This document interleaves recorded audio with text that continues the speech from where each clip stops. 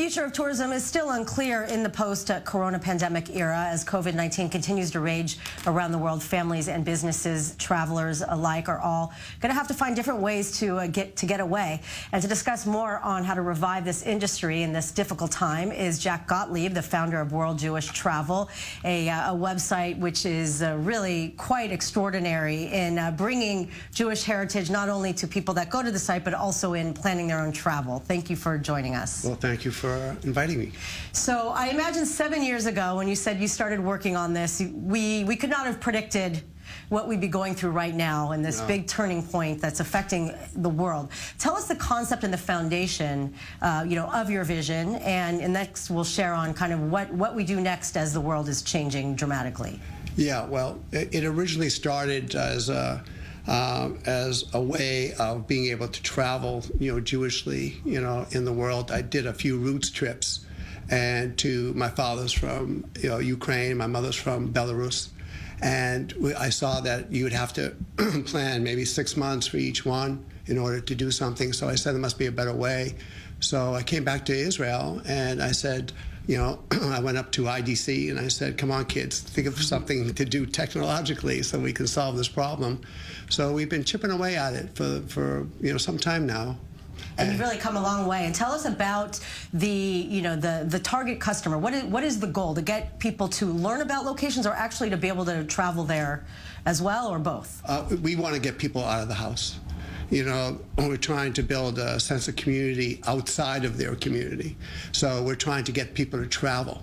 And I don't care if it's getting people outside their hotel, outside their house. I want, them to experience, Jewish heritage in Israel or outside of Israel in all these, cities in Europe, and to discover and travel and connect and learn something about themselves.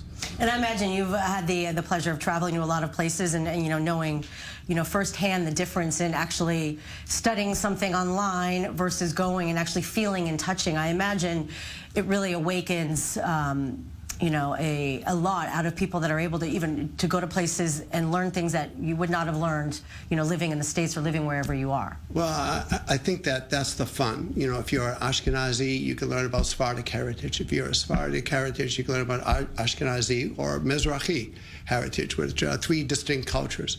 Right now, like tomorrow night, I'll be on a panel with about Moroccan Jewish heritage, and it's just a matter of being able to discover those three distinct cultures and to learn more about yourself and about other cultures. So in a sense, it becomes a multicultural project, an intercultural project, learning about others, and then that way you learn something about yourself. So what do you expect, not that anyone really has a crystal ball, but we know that the whole world is shifting in the way people are going to be traveling. I imagine there is a silver lining, for your platform in this post-corona era, and people just trying to find easy ways to take a vacation, and maybe not with the same breadth as in the past, but something very focused and something very specific.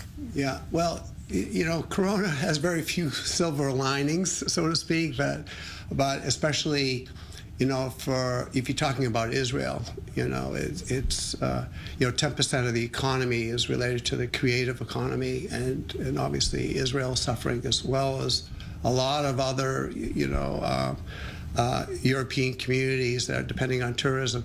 But what we're trying to do in our project right now is help people travel from their house, travel virtually, and the demographic that I'm targeting, which is the over 50 market, is the one that is the hardest hit, by Corona.